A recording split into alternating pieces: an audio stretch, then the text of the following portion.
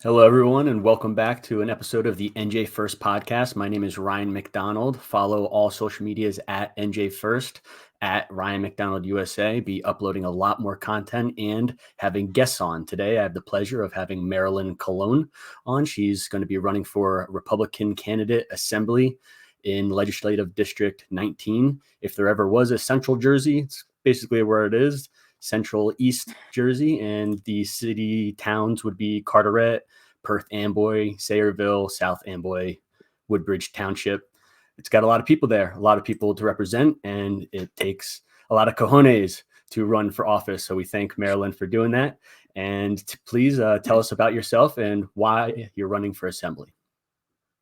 Yeah, thank you, Ryan. Thank you so much for this opportunity. And for your determination to make a difference in New Jersey. Thank you for joining the fight. So I live in Woodbridge, and I am seeking to be a non-career politician.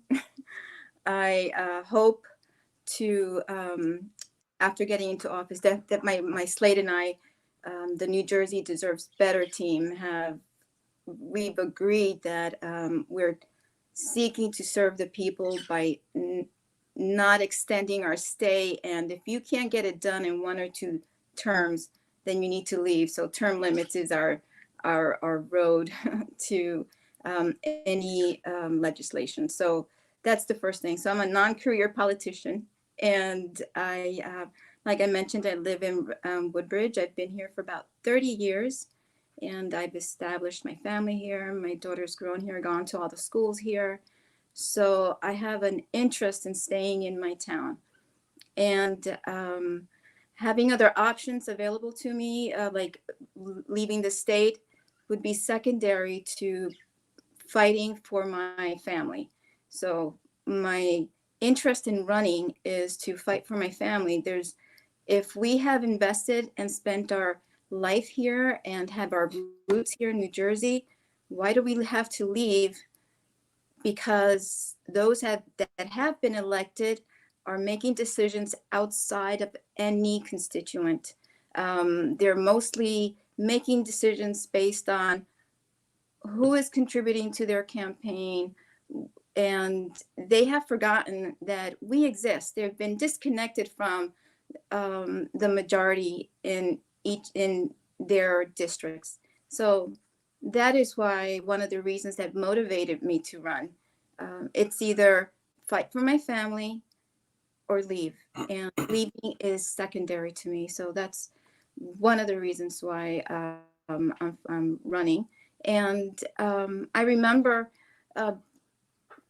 when this pivotal moment came to me, it was during COVID-19, during the shutdown, the first phase. I had placed my dad in a nursing home maybe some months before. So him being in a nursing home was new to me. And I was adjusting to that. And then when COVID hit, I had no access to my father. And that just completely broke me. I could see the change in him over time when the nursing facility would reach out to me and they would put him on FaceTime for me. And I could see that he was slowly going through a phase of demise, and he barely would recognize me. And I had to drop some hints to remember me. And I would say, I'm your oldest daughter, your princess. And then he would smile and would say, oh, yeah, Marilyn. But that was an unfair situation. And also an unfair situation for those who work in the facilities. So I was determined after that. And then when it opened up, excuse me, you were limited also on how much time you can spend with them. There was where he's staying, there was a fence, and you had to stay on the opposite side of the fence. And because he's in a facility because he has dementia, so he didn't know there were rules for him. So he would reach out to hug me, and we were separated by the staff. And that just completely if my heart was broken, and he couldn't understand. And he would see me crying, and he would say, what's wrong, princess? Why are you crying? And I just couldn't even respond I'm to so that. sorry. Thank you. So I'm part of that group that struggled with that, and I saw how his rights were being eroded, how my rights were being eroded, and then I looked around. I wasn't the only one. I saw how small businesses were being affected by an overreaching emergency act that um, Hmm. was definitely above anybody's pay grade. So, Yeah. um, That's a so, little pun if anyone doesn't know. so that that if we are the people, how is it that the government decided to shut down private businesses and put those families at risk? That should Hmm. not occur. So that is why I'm running. Another reason, and being a volunteer of Convention of States, where it's a nonpartisan group organization that they train you on knowing the Constitution inside out. So I was like, wait a minute, I know this is not what it should be, and like there's no way that this can happen in my country. So I was completely taken back by the actions of the government to shut down businesses, to isolate people in their nursing homes, and to isolate us under Hmm. the label of health and safety. um, yes, there were regulations. We were all confused in the beginning, but that should not drive removing our rights. And, our rights come from God. The government is there because we hire them through our vote to enact laws that we want enacted, not the other way around. So that's why I'm running. That's awesome. Yep, those inalienable rights from God, definitely. Thank And you. uh, we'll get into those grassroots actions that you just outlined, and it sounds like you and I share those similar attributes and attractions towards grassroots patriots, people Mhm. who are involved. Like you just said, you're staying involved, and I hope you stay active throughout New Jersey, because it sounds like you are a fighter and you're gonna tell the people straight how it is. You're a mother. You're a mother. You're involved in your community. Throughout the last 5 years, the NJGOP ran their marketing campaign to say, don't leave New Jersey. We need to stay here and fight. For the last 10 years, the whole mantra was vote with your feet. Leave your state and vote with your feet. Vote in a different state and help them. Help Virginia. They're more Republican. You can help them. For the last 5 years, and Republicans in New Jersey said, no, we got to stay here and fight in New Jersey, because you don't want to, because all your kids are leaving. Your kids are leaving the state. They were getting their jobs out of state. They can't afford to buy houses here, and you're going to be viewing your grandchildren on smartphones, through Zoom, through Snapchat. This was the marketing campaign that Republicans did to stay here and fight in New Jersey. And that's awesome to hear that that is what you've been doing for the last couple of years and got you involved, especially with the Convention of States, the grassroots constitutional stuff. And it's very unfortunate to hear that you were robbed of the most precious moments with your father. And I hope we can speak about the COVID pandemic and that postmortem that we're still waiting on. Actually, we just got it. We can actually speak on that too. We just got the postmortem, but that's a little down the line. I want to talk about your NJ Deserves Better, which is your grassroots activism you've been doing with your slate down there in Mhm. Legislative District 19. So if anybody who is watching, who is from South Amboy, Perth Amboy, Sayreville area, Sayreville, I know you're watching. Come on, we need your help over here. There's state candidates who are on the ground knocking doors. You can join them. You can help out. They need your help. So New Jersey Deserves Better is your grassroots canvassing and your campaign, right? Tell us a little bit about the NJ Deserves Better principles. Yes, yes. So the slate is Maria Garcia for Senate, and the other assembly person is Sam Ravel. And when we came together, what makes us a great team is that we have those same core values, where we're pro family, pro business, pro law enforcement. And what we want to do is challenge anyone to erode anything that goes against that. And for uh, for instance, the pro-family part, what we would consider part of that was what's going on now in regards to the changes implemented through Chapter 7 for the school curriculum, where the government is intervening in the school to, under the guise of affirmation, to overstep their boundaries when it comes to what the parents should be doing or should be training or should be guiding their child, especially in the early years. So how does that, I question it, because we all question it, but how does that help improve our numbers when it comes to academics? How does that bump up our numbers? How does that train children to perform better as they grow into adults and in their careers later in life? That's a question if anyone could answer, I would love that. I wonder if there's some analysis or some statistics that show that intervening at that level and going after the parents, going after the school districts, suing them. We pay them, they sue us, and we have to pay for that. That's the circle in my mind. So,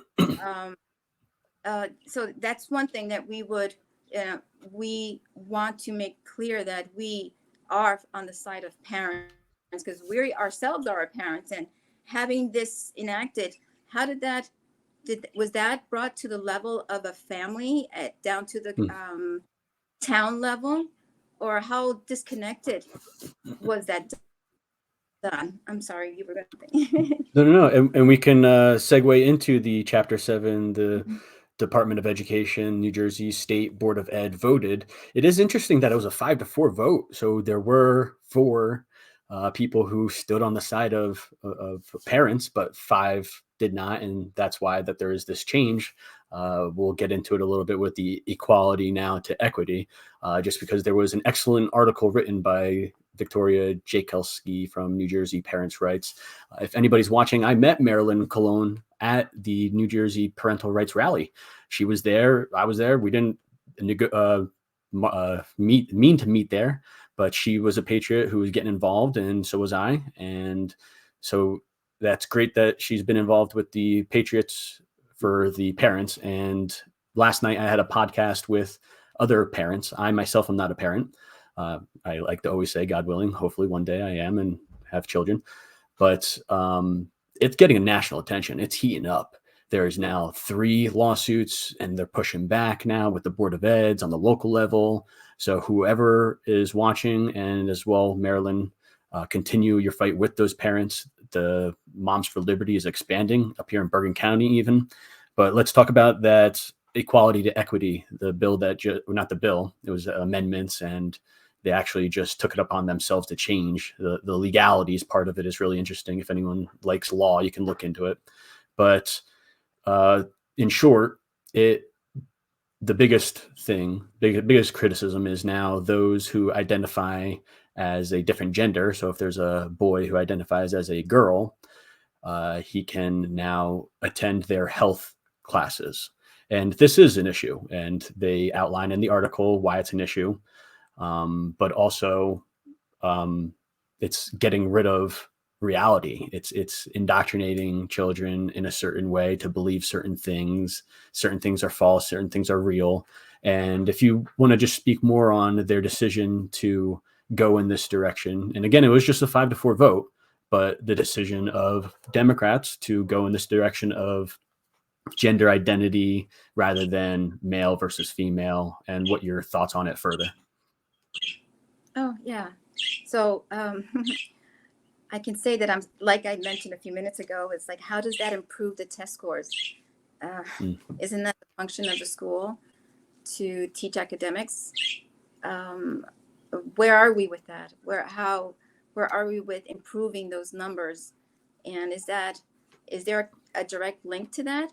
Because if it's under the guise of safety, under the guise of health, wouldn't that fall under a parent? I'm confused. I'm really confused as to where did this turn left? Where did this go different for teaching academics?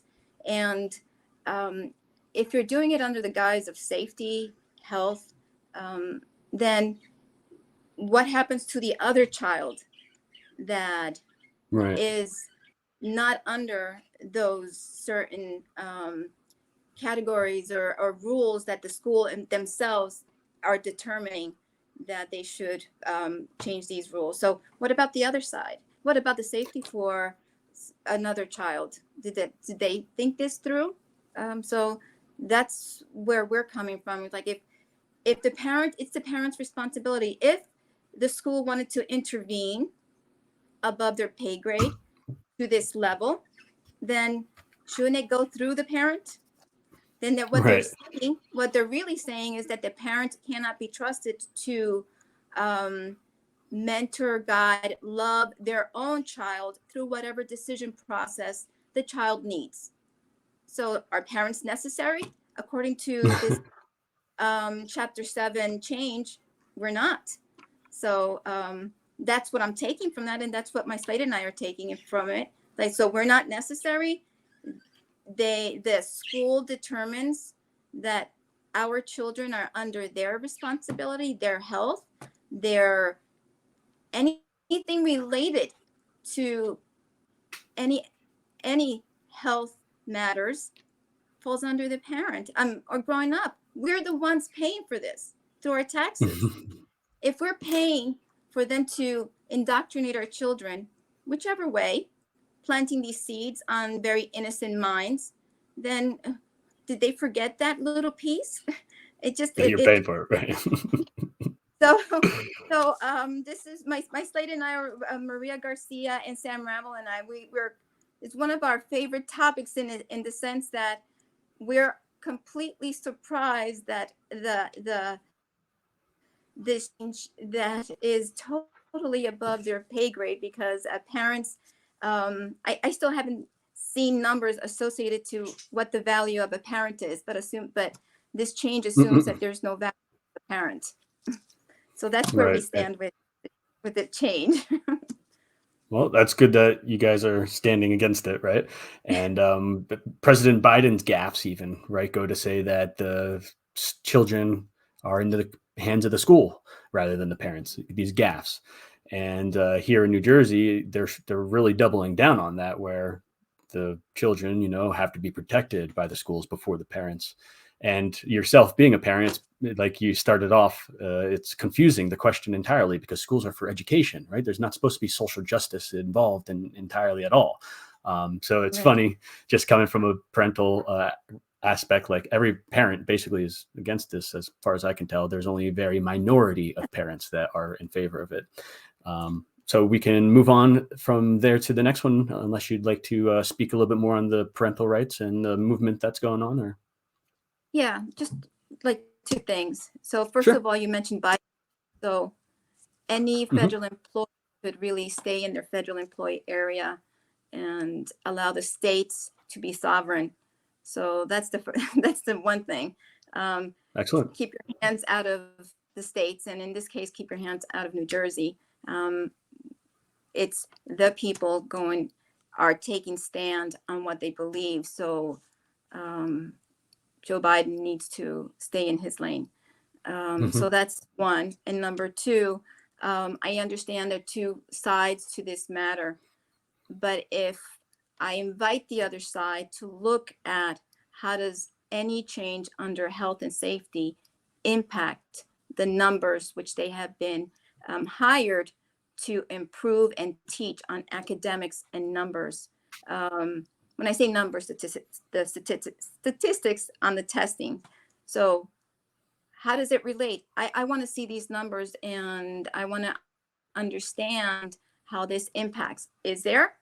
I doubt that there's metrics out there regarding this. I haven't seen them, but if there are, please share them with me. Would love to take a look on how this improves our test scores or changes the life of a child in regards to academics to help them in their career aspirations, not their health aspirations. So the end. Excellent. For that. Excellent. And I'd like to end it there too as well, just from coming education background, family ways, the way that they spoke 10 years ago, even 15 years ago, let's say 20 years ago, it was the No Child Left Behind, and that's almost in the same narrative that you're talking now. Show us the merit that it's going to provide these kids, that we allow them just to go on through the grade with a failing pass, because you don't want them to be left behind and then they have to catch up. So there was that narrative. I can maybe talk to someone about that a lot more longer than we could talk to someone about the narratives today, where it's social justice, the safety, like you said. Just show us what you're talking about. And usually it's actually in the reverse for them. Whatever, they don't show us the stats because it's usually worse. The children are usually dealing with depression, anxiety. Those are predominantly those with LGBT, in the LGBT community. And if that's the case, they should be nurtured. It shouldn't be politicized or sexualized for children. And we all speak this way in the parental rights movement. Just for viewers watching, join us. There's adults out there and they're getting active. And if there's anything else you want to say. Yes, thank you for that comment. Very important words there that you just said. This is a topic that's been politicized. And we parents, all parents, and anyone involved in the school system should not be part of a movement just to garnish votes during any election year. So what they're doing is they're using us as pawns on both sides. So for anyone watching, keep that in mind and share it with others. We are supposed to be self-governing, not have the government govern us. And it should be the other way around, bottom up. So yes, thank you for that important word. Our children are being politicized, and we should not allow it. We should take a stand. Thank you. Well said. And this will segue into probably the hardest question that we'll be able to talk about the whole interview. The COVID pandemic post-mortem. And Governor Murphy got embarrassed on Tucker Carlson tonight, right? He said the Bill of Rights wasn't in his wheelhouse, wasn't his concern. And in that same interview at the end, he said, but he's going to have a post-mortem, meaning investigate into what terribly went wrong. And he did not do that. It was just, I realized like last week or something like that, a New Jersey media outlet interviewed the person who was in charge of New Jersey Department of Health or something, and they had a postmortem, and it really was staged, the postmortem. So they finally had it 2023. I'm eager to look into all of that, but for yourself, I'm actually very much eager to talk about it. You're more than welcome to speak freely. Don't feel like you have to say anything that you don't want to. This is going to be on Rumble, so free speech all the way. But I found you yourself have experience in pharma. So let's talk about that second, and first talk about the COVID lockdowns and pandemic.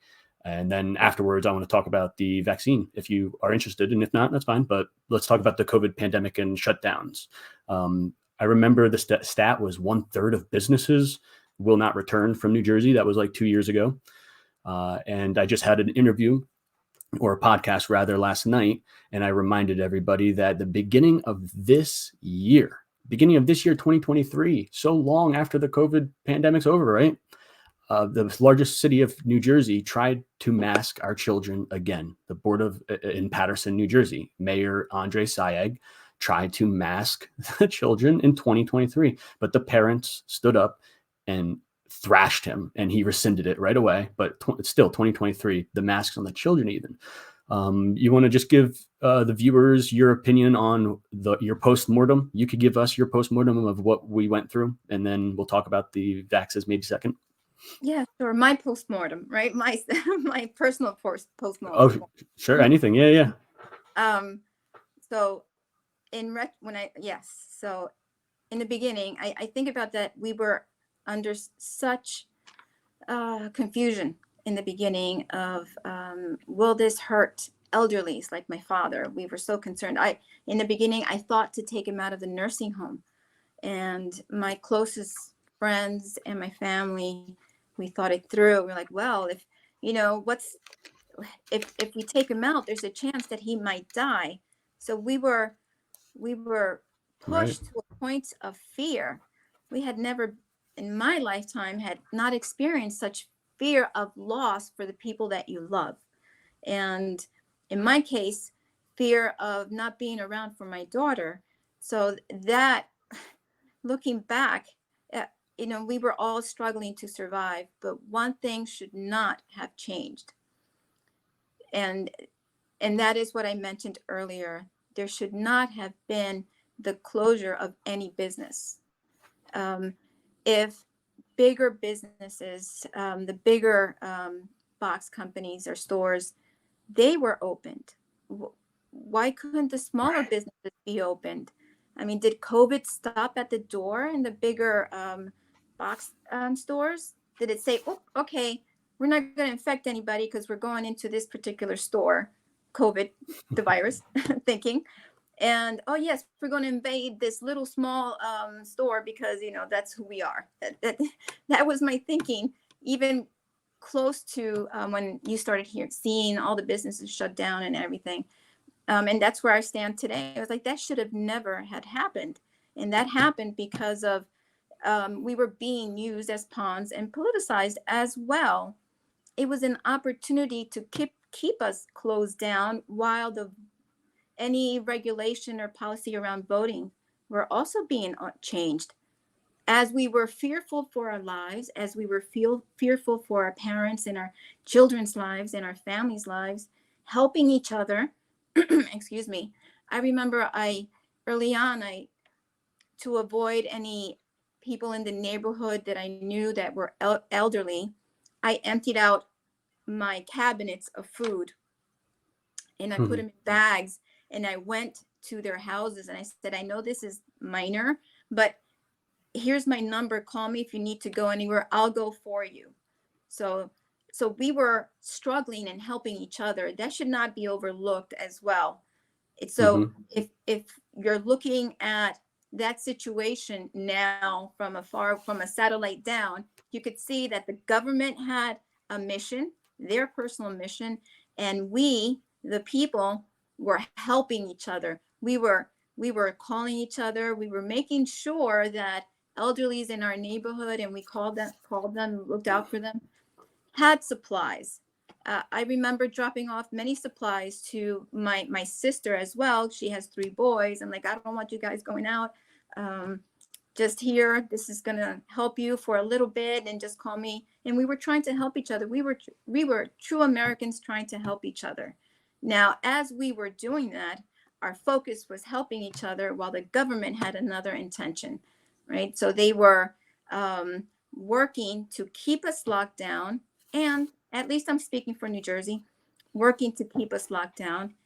And as the voting was being, the regulations around it were being changed, and keeping us to a point that we were so fearful that we were like, okay, then it's easier to vote by mail, and it's easier to just send our votes in than it is to put our lives in danger. I mean, that was an easy decision to make, of course. Who wants to not be around for their children, or who wants to lose a parent, which is my personal situation. So looking at that situation, now that should have never happened. The government should have kept in its lane and should not have overstepped their boundaries.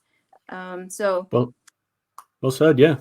Well said. And I could pinpoint on many of those things because they were great points. The one thing that I'd like to pinpoint is the same thing you stressed is, out of all the terrible and negative and tyrannical and demise that happened, you can do a microscope lens, look at the grassroots, the Americans, the neighbors who helped one another, the innovation that occurred. And there is a little narrative that this occurred in the past in America during the Great Depression. The Great Depression occurred, and what came after that was the New Deal, FDR's New Deal. And people say that if FDR did not do that New Deal, then Americans would have got out of the Depression the same way that technically I think that we would have gotten out of this pandemic rot if we just did not do the CARES Act, which was the largest spending congressional bill in history, which everyone pushed through during the pandemic. They gave all the funding to everybody. Remember, the pandemic loans went to everybody. And now where are we a couple of years later? Now we're in the biggest inflation. We're in a market turmoil, prices going wild. It's kind of the same thing with that. I would just like to pinpoint that very educational thing that you mentioned. And if we could just finish up on the COVID postmortem, and you can say anything you'd like in addition as well. But I'd like to talk about that vaccine. Just because I came across and you have experience in pharma, but not only that, regulatory clinical trial. I mean, geez, Right. nobody knows what that means, but everybody was talking like they knew what that meant for the last 2 years. Like they were in pharma, they knew what vaccines were, what that meant. So if you want to maybe just talk about the vaccine rollout in your own opinion.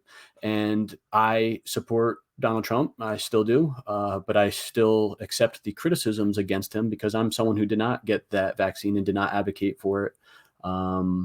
And he does still to this day. Just to let viewers know that it's okay to disagree with people that you vote for and that you do agree with on other things. But you yourself being someone who's in that field, if you want to speak on the vaccine rollout, the goods, bads, anything. Right. So from my professional stand on working on clinical trials, it's very hectic at this level when you're testing on patients, which is my job is to coordinate internally with pharma and provide to the health authorities all the documentation that they need to approve testing on humans. And in the US, it would be the FDA. So we go through different channels, and it is very regulated. It is very regulated. In the instance of COVID, what I admire about President Trump was that he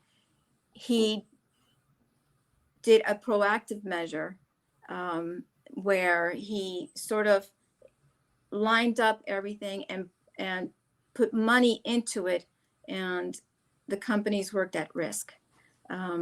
So that was one. And now on the vaccine level, to that point, it again, it has to do with options, right? President Trump did, I thought, a really good job on bringing together different sectors and making sure that there was something in place for us. He gave us an option to do a vaccine. He did not mandate it. Correct. And that I would, from this interview, that's I would like everyone to remember that if this little piece, that he did not mandate it. He gave us an option, which is what the president should be doing. And the mandates came later when President Biden went through OSHA and mandated through OSHA for the companies that had 100 and more employees to mandate from their employees to get vaccinated. So there's a distinction there. President Trump gave us an option, and he bought the vaccines and gave them to us. Whereas I'm just going to assume personal opinion, someone else, another president, would have not pushed that accelerated timeline. And then we would have had no options for those that wanted to do it. And then secondly, they probably would not have bought the vaccines and given them to us. Remember, they were given to us. If that had not occurred, they probably would have jacked up the price, and then we would have been paying $1,000 for a vaccine. So, or had to find something else. Yeah. Yeah. So it was an option, another option for us. But when it became crucial for us as grassroots people, as American, you can't mandate anything, and that's where what was occurring. They were mandating through Joe Biden for us to get a vaccine. You can't mandate that on us. And so that is where everything went wrong. Mandating us to take the vaccine and mandating us to have masks. Masks were an option, vaccines were an option, And even the social distancing was a suggestion in the beginning. It later took on its own life. So that was, Hmm. in retrospect, looking back, that's where it changed. And under that, then of course, anyone who does not want to take a vaccine, like I didn't take it, because I Was it chose because not. the regular? Was it because, and just because you can probably answer frankly, was it because it didn't go through the proper regulatory testing that normal vaccines do? Was that why Yeah, you didn't take it, or? that was one. And it includes cell lines, and it's not, I don't remember if all of them Hmm. did, but I do remember the ones that were available to me had cell lines that originate from aborted fetus parts, and that is true. So I'm against that. So I Hmm. didn't want to take it for that. I didn't know the side effects of taking the vaccine. Right. And I thought, I'm also, my lifestyle is mostly on the holistic side.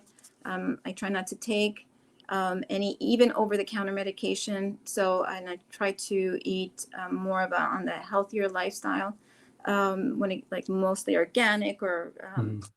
that That's option. good. That's So, good. That's good because I think everything that you said about Donald Trump is true, politically too.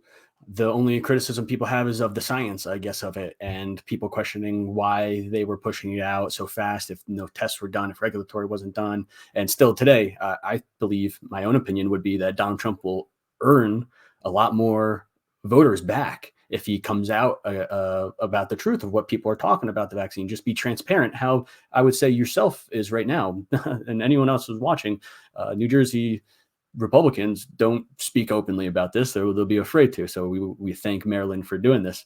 And the only criticism is about the capitalist part, the big pharma part of the vaccines.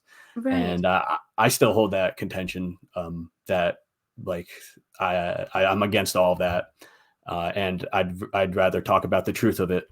But I very much enjoy what you said about the mandates of the vaccines, definitely, and I think we can all agree on that. And I think for 10 years now, we're going to be having a postmortem of everything that went through because there was so much. If there's Right. anything else you'd like to say on it. Yeah, yeah. So, also the each company that provided a vaccine, each one worked differently. I think that Mhm. was not shared on the news, at least the news that I saw.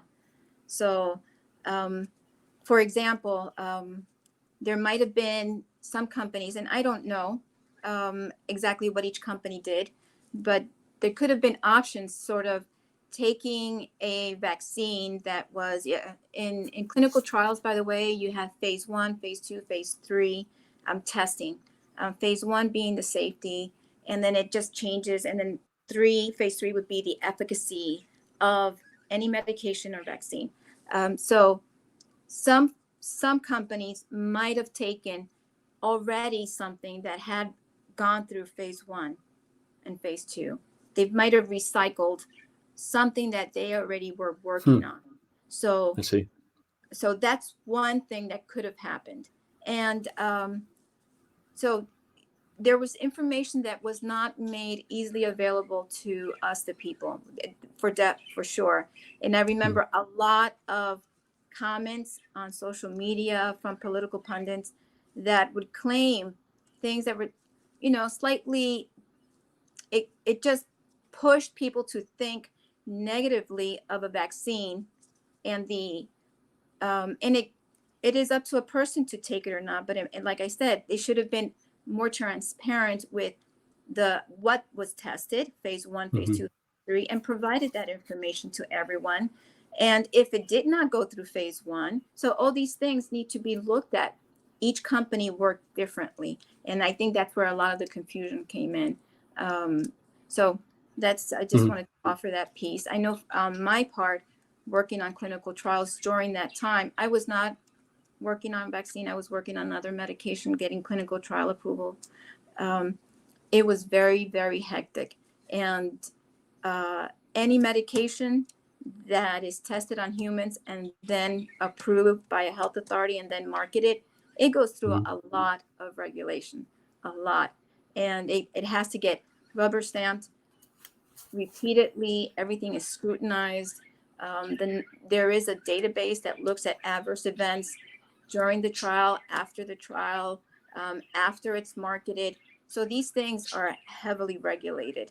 And that part was not communicated well, even from the companies that worked on it, nor at least I didn't see any communication from the government offering that piece of advice to Hmm. us, not advice, offering that piece of information to us. And I heard, Interesting. since I didn't take the vaccine, I can't share this part, but I heard that where the vaccine came in, that patient insert was empty. Yeah, I've seen that stuff too. Right. So I I remember see, that whole scare stuff. Right. yeah. So at least provide whatever information that you have at that moment, so people who are taking it can be informed. If so that I heard, and I was like, that's weird. Even it should have said, in progress, check our database. We will be posting at a I certain see. time. Keep informed, right? That would have helped us for those who were against taking it. Like I was one of them. I didn't take it, but so and I do know friends and families who took it, but again, that's up to them. That is their choice. Mhm. Thank you. Thank you for sharing that information other people maybe not are aware of the other side of the coin, in a sense, the regulatory side of it, right? They Right. just believe what they see on the internet. And we can finish up. I think that was a great interview. We got some great content out of that. I love the fire in your heart. Is there any bills, any legislation that you plan on bringing with you to the assembly if you were elected, or is there any bills or any Republicans or people in the legislature that you would love to work with, or anything that you want to focus on? Yeah. So I would definitely would like to review what's been in the committees. A lot of proposed or resolutions are in the committees that have not been heard. They are just stagnant there, um, waiting to be brought out to vote. And I just would like to review what's there, um, because for the reason that it could be something important to us, the people, and it just hasn't possibly been pushed through because it might not get the support from the majority in the legislature. So we need to look at that one. Mm-hmm. Um, and I would like to certainly review anything that would not allow us to, as a state, not allow us to be under the same tyrannical overreach that we were under during COVID, like the Emergency Act. That needs to be looked Awesome. at, and how it can be updated. So that's so that's one thing. And then I would like to look at any, like the Convention of States has a resolution that's been in committee for years, though it's garnished support from both parties, it's still stagnant in the committee. So why is that? And I do Mm-hmm. know that Convention of States have reached out a number of times to the different to the committees, trying to get some support. And for those who are listening, so this the resolution that's in this within the Committee for Convention of States, what it is offering term limits for federal government and the government and their employees, a balanced budget. Who doesn't want a balanced budget? And who doesn't want term limits? We should also have term limits in our state. And that's like, I think I started with Nice. that, our interview. And to limit the power and jurisdiction of the federal government to the states. Now, who doesn't want that either? So why hasn't that been brought out to vote? And so because those are one of the resolutions or legislation that's been proposed in the committees, I would like to review what's in the committees and bring them out as long as it's supported by the people. And for the Convention of States organization, that resolution, has the last time I checked, had about 40,000 petitions supporting it. So I know Nice. the group is very active and very patriotic movement that has been ignored by the legislature. Well, I'll tell you what, I I asked that question to everybody I interview, and that was the best response I've ever heard. You had a couple there. Definitely the Convention of States, the academic, and has a lot of influence, and people are excited about that. But probably most importantly, you touched on what we've talked about 2 years ago, but everybody seemed to forget. It was the most important thing. The governor had his power from our Constitution during the extreme the crisis that we were going through. He put the state of emergency, so now he had the power to do whatever he want. That's because our Constitution, it's written a certain way. It was after the Second World War. We have J.R. Carman of the Constitutional Republicans in South Jersey. He pretty much educates everybody on that part. And it's great that you touched on that and that you understand how we went through that whole 3 years. It's because he had the supreme power. The governor had the power to do it. And it's great to know that you understand that and has to change. The only thing that has to change is to take the power out of the governor's hand and put it back into the representatives' hands like it was before. Yes, right. Where it should be, where the people are the ones, they have to come together with their constituents and what's better for them. And that's, like I said, that's great that you said that. I've had this best answer I've heard. I've interviewed a couple. Can you please tell us where viewers can find your campaign, help? What do you need? How can they help you, and your social medias? Yes, thank you. So we have a website, NewJerseyDeservesBetter.org. Please visit us. Be part of the movement, the grassroots movement. Join us, ask us questions, submit them either through the website, or you can, I have a Facebook page, Marilyn Colon for Assembly 19, and there's Maria Garcia for Senate, and there's Sam Rabel for Assembly. So we're on Facebook, and we just started our Facebook page, New Jersey Deserves Better, but until that takes off, contact us directly, Marilyn Colon for Assembly, Sam Rabel for Assembly, and Maria Garcia for Assembly, or our webpage, NewJerseyDeservesBetter.org. And or you can send me an email, and that is Marilyn Colon. Oh my gosh, I forgot the email. Is Marilyn Colon Assembly 19, Marilyn Colon .assembly19 at gmail.com. Do you know it?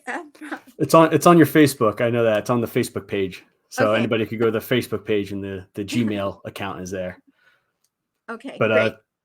Thank you very much for joining me, Marilyn Colon. And you can subscribe to the NJ First podcast on YouTube and Rumble. See you next time, guys. Take care.